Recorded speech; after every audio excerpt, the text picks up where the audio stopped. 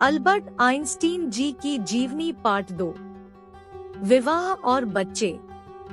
Einstein और मारी के बीच शुरुआती पत्राचार को 1987 में खोजा और प्रकाशित किया गया था, जिसमें पता चला था कि इस दंपति की एक बेटी लिसेल है, जिसका जन्म 1902 की शुरुआत में नोवी सैड में हुआ था, जहां मारी अपने माता पिता के साथ रह रही थी। मारीच बच्चे के बिना स्विट्जरलैंड लौट आया, जिसका असली नाम और भाग्य अज्ञात है। सितंबर 1903 में आइंस्टीन के पत्र की सामग्री बताती है कि लड़की को या तो गोद लेने के लिए छोड़ दिया गया था या बचपन में स्कारलेट ज्वर से मर गया था। आइंस्टीन और मारी ने जनवरी 1903 में शादी की। मई 1904 में उनके बेटे हंस अल्बर्ट आइंस्टीन का जन्म बर्न, स्विट्जरलैंड में हुआ था। उनके बेटे एडवर्ड का जन्म जुलाई 1910 में ज्यूरिख में हुआ था। दंपति अप्रैल 1914 में बर्लिन चले गए, लेकिन आइंस्टीन का मुख्य रोमांटिक आकर्षण उनका पहला और दूसरा चचेरा बहन एल्सा था। 5 यह जानने के बाद कि मारी अपने बेटों के साथ ज्यूरिख लौट आए, उन्होंने 14 फरवरी 1919 को तलाक दे दिया। 5 साल तक अलग रहे।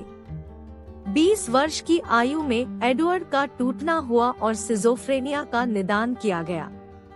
उसकी मां ने उसकी देखभाल की और वह कई समय तक शरण के लिए भी प्रतिबद्ध रही। आखिरकार उसकी मृत्यु के बाद स्थायी रूप से प्रतिबद्ध हो गई।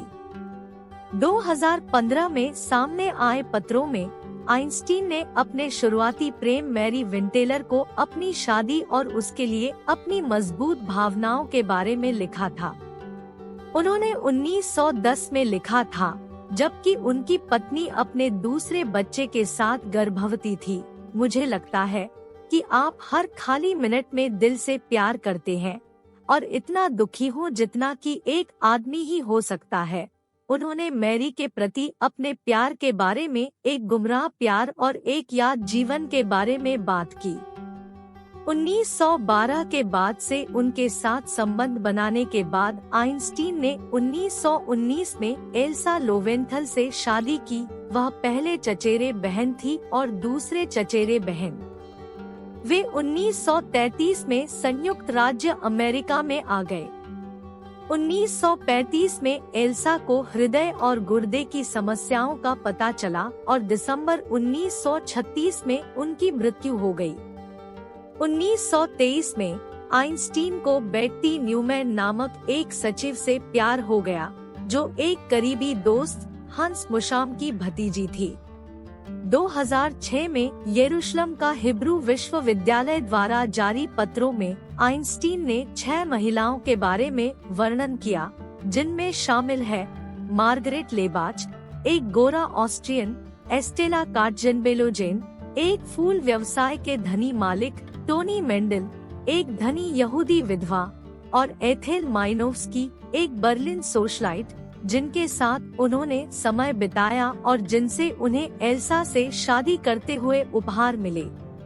बाद में अपनी दूसरी पत्नी एल्सा की मृत्यु के बाद आइंस्टीन मार्गरेटा कोन्नेकोवा के साथ संक्षिप्त रिश्ते में थे। वह एक विवाहित रूसी महिला जो एक रूसी जासूस भी थी, जिसने विख्यात रूसी मूर्तिकार सर्गेई कोनेनकोव से शादी की, जिसने आइंस्टीन के कांस्य अर्ध प्रतिमा का प्रिंसटन में निर्माण किया।